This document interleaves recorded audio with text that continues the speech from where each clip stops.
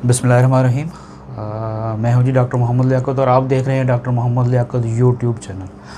आज हम बात करेंगे इंतहाई अहम मौजू पे, मसला कश्मीर के हवाले से। पूरी दुनिया को दूसरी आलमी जंग के बाद से दो दरीना मसाइल का सामना है और इन दोनों मसाइल से पूरी दुनिया का अमन जुड़ा हुआ है, मसला कश्मीर और मसला फ़लस्तीन। मैं बहैसियत कश्मीरी, मेरा ताल्लुक़ कश्मीर से है, तो हम इंशाअल्लाह मसला कश्मीर पे बात करेंगे। कश्मीरी, हम बहैसियत कश्मीरी कौम 47 से एक ग़ुलाम की हैसियत से हमारे जब तक़सीम हिंदुस्तान हुई, सब कॉन्टिनेंट तक़सीम हुई 1947 में, 3 जून 1947 का जो मंसूबा बनाया गया, उस मंसूबे में 600 से ज़ायद रियासतों को ये अख्तियार, ये हक़ दिया गया कि वो जिस मुल्क के साथ रहना चाहें, जिस तरह रहना चाहें वो रह सकते हैं। हिंदुस्तान के साथ रहना चाहें, पाकिस्तान के साथ रहना चाहें, या वो आप अलग से अपनी खुद मुख्तार हैसियत कायम रखना चाहें। अब बदकिस्मती से हमारी रियासत जम्मू, नीले आसमानों की वस्तुओं को छूती हुई बहुत सी मुस्तरब सी मेरी आहें, मेरे प्यारे कश्मीर तुम्हारे लिए दवाओं की कलियां ढूंढ रही हैं। आंसू बरसाती मेरी आँखें तुम्हारे लिए लफ्ज़ों के फूल चुन रही हैं। हम खाकी हैं और ख़ाक से वाबस्तगी हमारी सृष्ट में शामिल है। ज़मीन का हुस्न ख़ाक और ज़मीन से ही मुस्तार है। शम्स व कमर की रानाइयाँ, लाल गुल की लब कुशाइयाँ, फ़िक्र व ख़याल की फ़लक पैमाइयाँ इसी खाक पे उतरती हैं और इसी खाक से उभरती हैं। ये खाक ही हमारा मस्कन है, जन्नत की बारों के बाद हमारी पनाह है। ये दुनिया में हमारी जन्नत है, ये अल्लाह ताला की बनाई हुई जन्नत का डेमो है। हमारी काविशें इसी मिट्टी को जन्नत का निशान बनाने के लिए वक़्फ़ हैं। इसी मिट्टी में हमारे ख्वाब दफन हैं, इसी मिट्टी से हमारे ख्वाबों की ताबीर लाला और गुल बन के फूटती है। ये खुशियों से भरी वादी है जहाँ अमन की फाख्ता मुस्कराती है। खाक व खून से हमारा ताल्लुक़ वजूदी नहीं कल्बी है। यह ताल्लुक़ किसी ईंट और पत्थर से नहीं बल्कि किसी नज़रिए की बुनियाद पर उभरता है। कश्मीर की मिट्टी हमें अजीज़ है, यहाँ का ज़र्रा ज़र्रा हमारे लिए देवता है। कहकशाओं से कहीं ज़्यादा रोशन है, महताब की किरणों से कहीं ज़्यादा दरख्शिंदा है।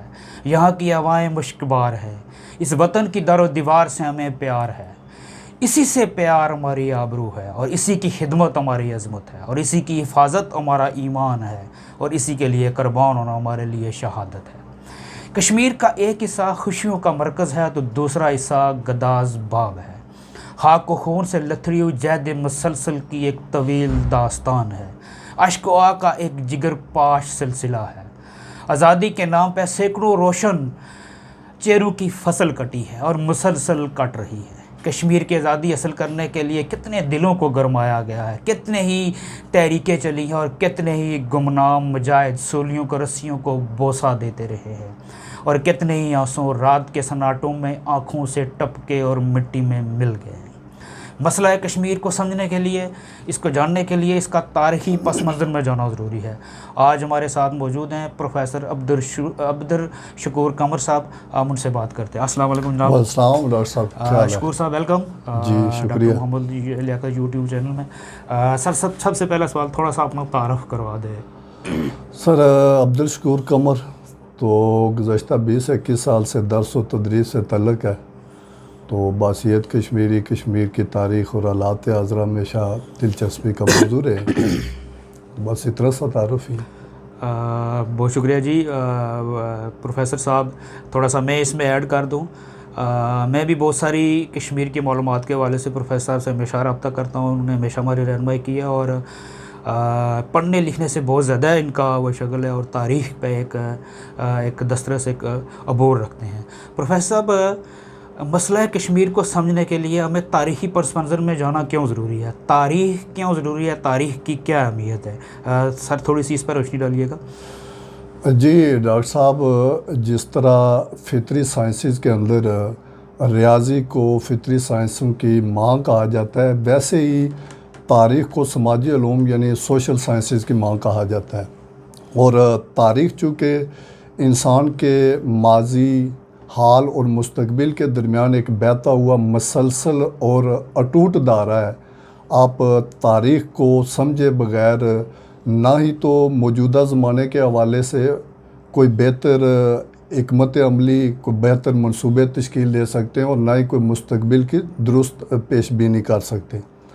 ہمارے ہاں بدقسمتی سے مختلف وجوہات کی بنیاد پر تاریخ کو وہ اہمیت نہیں دی گئی جو اس کا حق بنتا تھا، اور پھر تاریخ کے حوالے سے واقعات کو جس طرح بیان کیا گیا ہے اس تشریح اور تعبیر سے تاریخ کا ایک سنجیدہ طالب علم کوئی درست، ٹھوس اور منطقی نتائج اخذ کرنے کی بجائے وہ فرقہ واریت، علاقائیت، لسانیت جیسے تسبات کا شکار ہو کے انتہائی غلط نتائج اخذ کر لیتا ہے۔ جب ہم تاریخ کے مطالعے کی بات کرتے ہیں تو دو عام نقطہ نظر ہیں کہ ہم تاریخ کو کس نقطہ نظر سے دیکھ رہے ہیں۔ ایک تو وہ تاریخ ہے جو ہمیشہ برسر اقتدار طبقے کے نقطہ نظر سے لکھی گئی ہے، اور وہ تاریخ ہوتی ہے بادشاہوں کے قصے، ان کے درباریوں کے قصے، جرنیلوں کی فوج کشیاں، مذہبی تعصب کی بنیاد پر انسانوں کے درمیان لڑائیاں، وسائل کی جنگیں۔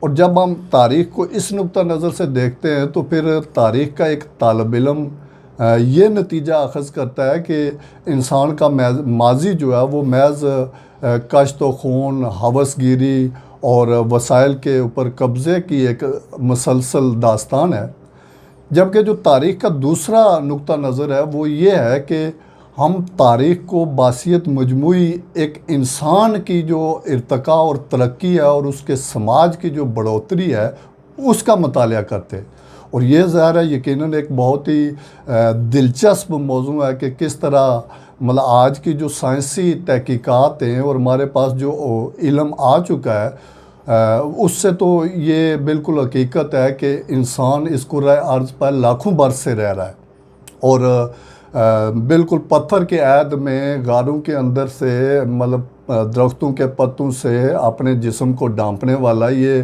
ایک نیم حیوان کیسے ترقی کر کے اور اپنے ناموافق موسمی حالات، ناموافق جو ماحولیاتی اثرات تھے، جنگیں تھیں، وبائیں تھیں، ان سب سے گزرتے ہوئے آج اس مقام تک پہنچ گیا ہے کہ اس نے پوری دنیا کو سمیٹ کے رکھ دیا ہے۔ انسانی جو ٹیکنالوجی ہے اس کی ترقی کے نتیجے میں ذرائع آمد و رفت اتنے فاسٹ ہو گئے کہ آج ایک انسان جو ہے وہ گھنٹوں کے اندر پوری دنیا کا سفر کر سکتا ہے، اور اس حد تک کہ یعنی پتھر کے عہد سے لے کر آج جیمز ویب ٹیلیسکوپ کے ذریعے وہ 13.8 بلینز ایئر پہلے کہکشاں کا جو وجود میں آنا تھا اس کو اپنے اس منظر کو، نظارے کو دیکھ رہا ہے۔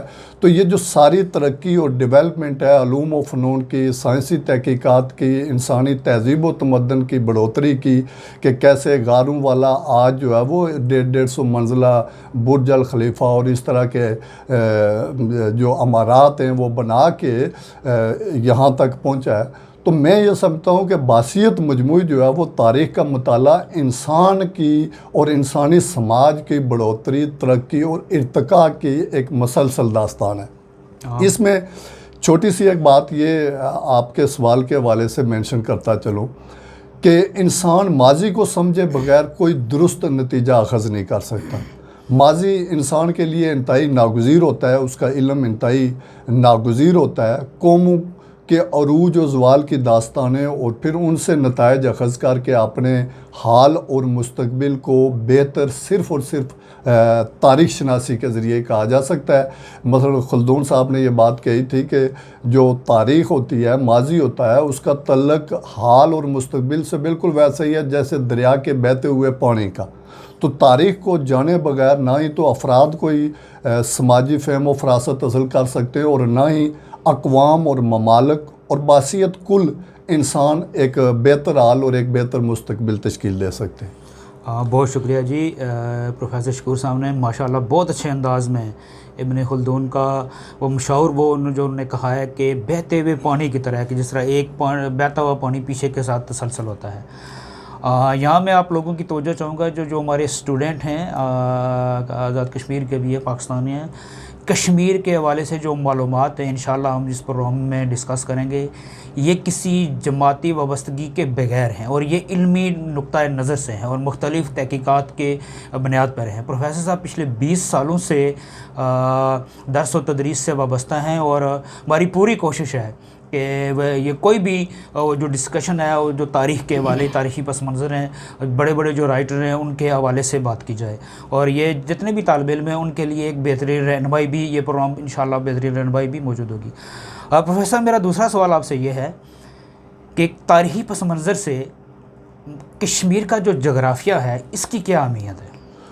جی ڈاکٹر صاحب، ویسے جغرافیہ کوئی اسٹیگننٹ چیز نہیں ہوتی۔ تاریخ کے مطالعے میں ہم دیکھتے ہیں کہ جغرافیہ بدلتے رہتے ہیں، پرانی مملکتیں ختم ہوتی رہتی ہیں، نئی مملکتیں وجود میں آتی رہتی ہیں، اور دنیا کا کوئی خطہ، کوئی ملک تاریخ کے اس اصول سے مستثنیٰ نہیں ہے۔ کشمیر پر بھی اس کا اطلاق ہوتا ہے۔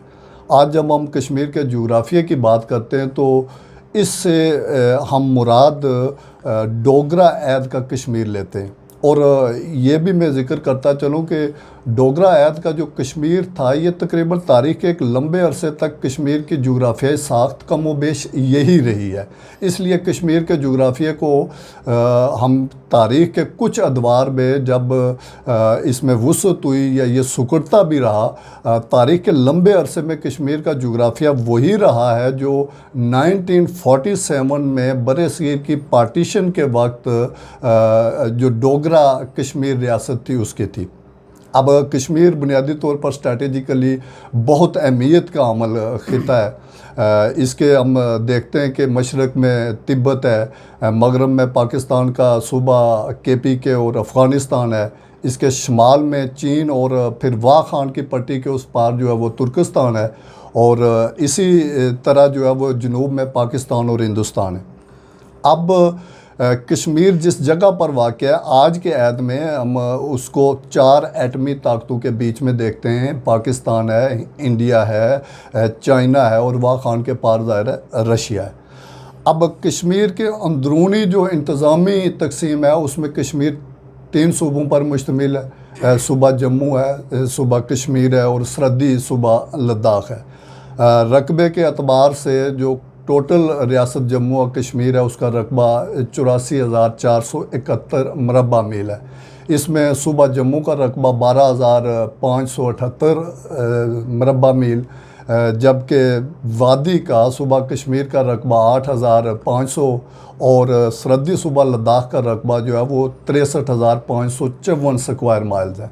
1947 میں جب بدقسمتی سے ریاست ڈیوائیڈ ہوتی ہے تو اس کے بعد اس کے رقبے کی جو موجودہ صورتحال بنتی ہے وہ یہ ہے کہ نیئرلی جو ہے وہ تینوں صوبے جو کشمیر کے ہیں، صوبہ جموں، صوبہ کشمیر اور صوبہ لداخ، اس کا اپروکسیمیٹلی 50,000 اسکوائر مائلز بھارت کے زیر انتظام اور تقریباً 34,000 اسکوائر مائل جو ہیں وہ پاکستان کے زیر انتظام ہے۔ اس میں 1962 میں جو چائنا انڈیا جنگ ہوئی اس میں لداخ کا، جس کو ہم اقصی چین کہتے ہیں، اقصی چین، اس کا تقریباً اب 9,171 اسکوائر مائل جو ہیں وہ چائنا کے پاس ہیں یا چائنا کے زیر انتظام ہیں۔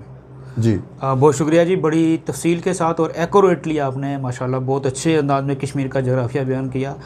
ہم نے پروگرام کے شروع میں بات کی تھی کہ مسئلہ کشمیر نے پوری دنیا کے امن کو اس کو لپیٹا ہوا ہے، اس کو اپنے حصار میں لیا ہوا، اور پروفیسر صاحب نے جو گفتگو کی ہے کہ 4 ایٹمی پاوریں کشمیر کے سراؤنڈنگ میں موجود ہیں، تو کسی بھی وقت اللہ نہ کرے کوئی ایسی بات ہو، کوئی چنگاری لگے جو پوری دنیا کے امن کو لپیٹ میں لے سکتی ہے۔ میرا پروفیسر صاحب اسی سے جڑا اگلا سوال ہے کہ کشمیر کی موجودہ آبادی کتنی ہے اور مختلف قومیتوں کے حساب سے آبادی کا کیا تناسب ہے، اور کون کون سے مذاہب کشمیر میں موجود ہیں؟ بہت شکریہ ڈاکٹر صاحب۔ اپروکسیمیٹلی کشمیر کی اس وقت آبادی مطلب متحدہ پورے کشمیر کی، ہندوستانی، پاکستانی اور چائنی زیر انتظام کشمیر، اس کی آبادی تقریباً 2 کروڑ اور 20 لاکھ ہے۔ ہندوستانی زیر انتظام کشمیر کی آبادی 1 کروڑ 17 لاکھ، آزاد کشمیر کی آبادی 45 لاکھ، گلگت بلتستان کی آبادی 18 لاکھ، اور اسی طرح پاکستان میں مقیم کشمیریوں کی آبادی تقریباً 2 ملین اور بیرون ملک آباد کشمیریوں کی آبادی تقریباً وہ بھی 2 ملین کے لگ بھگ ہے۔ جب مذہبی بنیادوں پر ہم دیکھتے ہیں تو کشمیر کا ظاہر ڈومینیٹڈ جو ریلیجن ہے، آبادی کی اکثریت اس کا تعلق اسلام سے ہے۔ نیئرلی 65% کشمیر کی آبادی جو ہے وہ اسلام کے مذہب سے تعلق رکھتی ہے، 31% ہندو ہیں، 1.5% کشمیری جو ہے وہ سکھزم ان کا عقیدہ ہے، اور اسی طرح تقریباً 1.5-2% بدھ کشمیری آبادی کا حصہ ہے۔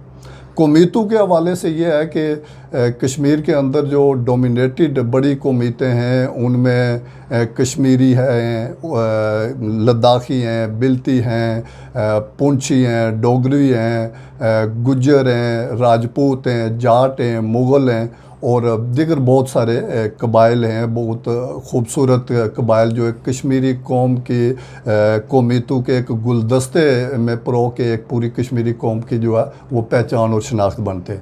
تو زبانوں کے حوالے سے بھی یہ ہے کہ کشمیر کے اندر 6-7 زبانیں بولی جاتی ہیں۔ کشمیر کی جو سب سے زیادہ بولی جانے والی زبان ہے وہ کشمیری ہے، اسی طرح مطلب لداخی ہے، بروشسکی ہے، شینا ہے، ڈوگری ہے، پونچھوی ہے، پہاڑی ہے، اور یہ زبانیں کشمیر کے اندر آبادی کے مختلف سیگمنٹس بولتے ہیں۔ تو بڑی پیمانے پر یہ زبانیں بولی جاتی ہیں۔ ان کے اندر ایسی زبانیں ہیں جن میں کشمیر کی شاعری، نثر اور ادب کا ایک بڑا ذخیرہ بھی موجود ہے۔ بہت شکریہ سر، آپ نے بڑے نپے تلے اور خوبصورت انداز میں کشمیر کی بسنے والی قومیں، آبادی کا تناسب اور بولی جانے والی زبانوں پہ بات کی ہے۔ سر یہ مختصر تھا تعارف تھا جو ہم نے کشمیر کے حوالے سے بات کی ہے۔ آج آگے ہم چلتے ہیں، جیسے کہ پروگرام کے شروع میں ہم نے بات کی تھی ابن خلدون کی، جو مشاور سر نے جو بات کی ہے کہ تاریخ ایک تسلسل ہے، ایک بہتے ہوئے پانی کی طرح تسلسل ہے۔ مسئلہ کشمیر کو سمجھنے کے لیے اس کے تاریخی پس منظر کو، اس کے مختلف جو تاریخی ادوار گزرے ہیں ان کو جاننا ضروری ہے۔ میرا سوال پروفیسر آپ سے اگلا سوال یہ ہے کہ تاریخ کشمیر کے مختلف ادوار پہ آپ پلیز روشنی ڈالیے گا۔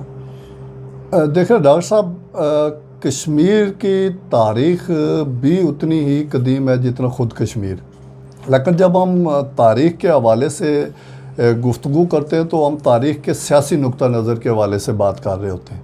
اگر ہم سیاسی نقطہ نظر کے حوالے سے بات کریں تو باقی ہندوستان کی نسبت کشمیر اس حوالے سے خوش قسمت رہا ہے کہ کشمیر میں تاریخ نویسی اور تاریخ کے لکھنے کا عمل باقی ہندوستان کی نسبت جو ہے وہ بڑا رچ رہا ہے، اور اس کی جو ہے وہ اعتراف بہت سارے ہندوستان اور پاکستان کے بہت اعلیٰ پائے کے جو مورخین ہیں وہ کرتے ہیں۔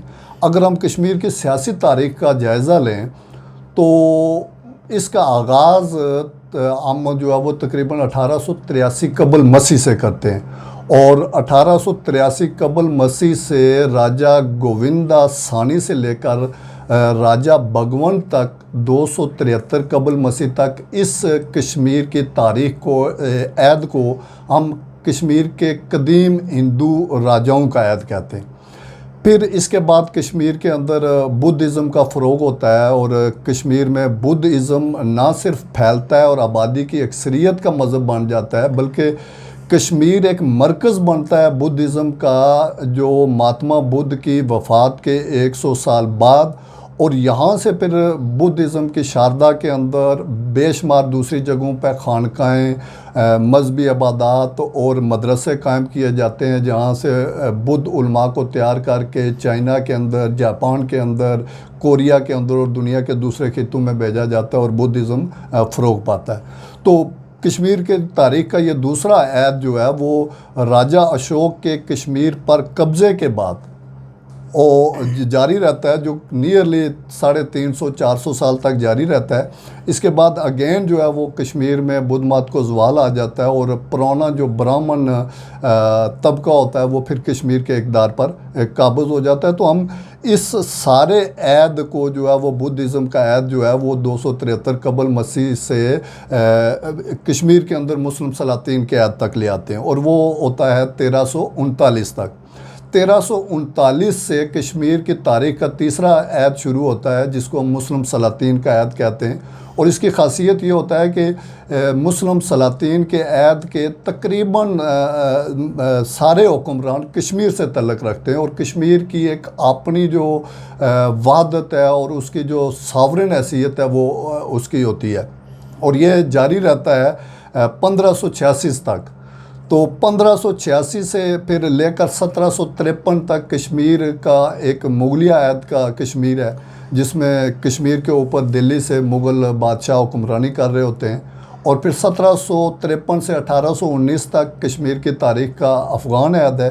1819 سے 1846 تک تخت لاہور کے مہاراجہ رنجیت سنگھ کے سکھ عہد کا عہد ہے کشمیر میں، اور پھر 1846 سے 1947 تک برصغیر کی تقسیم تک 101 سالہ ڈوگرا عہد ہے۔ یہ کشمیر کی تاریخ کے موٹے موٹے ادوار ہیں، اور ان ادوار کو کچھ خصوصیات کی بنیاد پر ایک دوسرے سے علیحدہ کیا گیا، ادروائز تاریخ ایک مسلسل جیسے ہم ذکر کر چکے ہیں دائرہ ہے، اور اس کا ہر عہد کا دوسرے کے ساتھ بڑا گہرا تعلق ہے۔ بہت شکریہ سر، آپ نے بڑے تاریخی اس سے رہنمائی کی ہے ہماری۔